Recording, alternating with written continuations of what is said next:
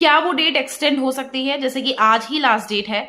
अभी अगर आपने फॉर्म नहीं फिल किया तो सबसे पहले तो हम आपको ये रिमाइंडर देना चाहते हैं कि अपने फॉर्म को फटाक से जाकर के फिल कर दो, क्योंकि अभी आपके पास 1 घंटा पूरा पूरा है।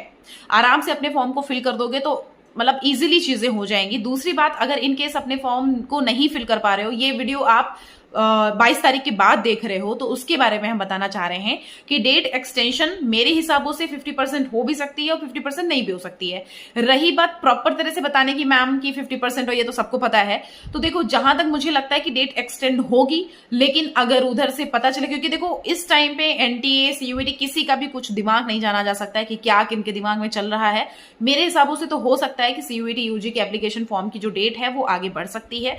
सो बेसिकली हम आपको इतना बता दिए हैं। दूसरी बात ये कि आपका 23 का कल का जो दिन है वो आप आराम से फीस सबमिट कर सकते हो। फिर 24 और 25 में आपका यहाँ पे करेक्शन विंडो ओपन होगा। जो आपने करेक्शन विंडो के लिए पूछा था, तो करेक्शन विंडो बेटा 24, 25 में ओपन होगा।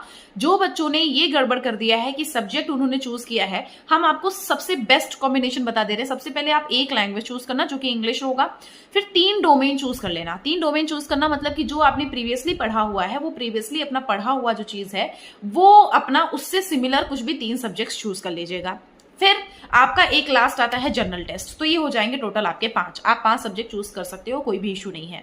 ये करने के बाद आपको नॉर्मली सबसे पहले आपको फॉर्म में कुछ नहीं करना होता। फॉर्म में आपको पर्सनल डिटेल्स पहले डालनी है, इंट्रोडक्शन रजिस्ट्रेशन करना है, फिर पर्सनल डिटेल, उसके बाद फिर आपको यहाँ पे सब्जेक्ट यही चूज करना है। अपार आईडी पूछेगा कि आपके पास है या नहीं है, येस और नो आपको करना है। फिर ये आपको नॉर्मली पर्सनल डिटेल्स डालनी है, आधार कार्ड वगैरह तो मैंडेटरी है, तो पर्सनल डिटेल्स में ही आ जाएगा। फिर ये सब्जेक्ट चूज करना है। उसके बाद फिर आपको यहाँ पे क्वालिफिकेशन मांगा जाएगा। क्वालिफिकेशन में 10th और 12th के बारे में पूछा जाएगा। कोई भी अपलोड नहीं मांगा जा रहा है कि 10th की मार्कशीट अपलोड करो या 12th की मार्कशीट अपलोड करो, ऐसा कुछ नहीं है।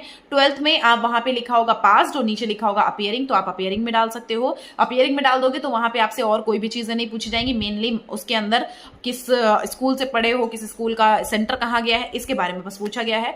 फिर उसके बाद आपका पूछा जाता है मेन आपके साइन और मेन आपका फोटो, ये दोनों चीजें आपको अपलोड करनी होती है। उसके बाद आपका पेमेंट का ऑप्शन आ जाता है। पेमेंट आपको आज करना है तो कर देना, वरना अदरवाइज 23 मार्च को आराम से पेमेंट कर सकते हो, कोई भी इशू नहीं है।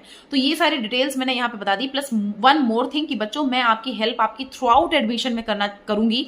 आप एक बार देख लीजिएगा, लाइव सेशन में लेती हूँ आपका हर एक बच्चे का कॉमेंट लेकर के मैं प्रॉपर तरह से उसको बताती हूँ। प्लस मैंने बहुत सारे बच्चों के एडमिशन भी कराए हैं, चाहे बीबीएयू हो, चाहे एलयू हो, चाहे वो कोई और अदर दिल्ली यूनिवर्सिटी हो, हर एक यूनिवर्सिटी के बारे में मैंने यहाँ पे बताया है। तो प्लीज और प्लीज यहाँ पे आप एक बार क्लियर तरह से समझ के बैठना। इन केस कोई कंफ्यूजन होती है तो आप कमेंट बॉक्स में कमेंट कर दीजिएगा।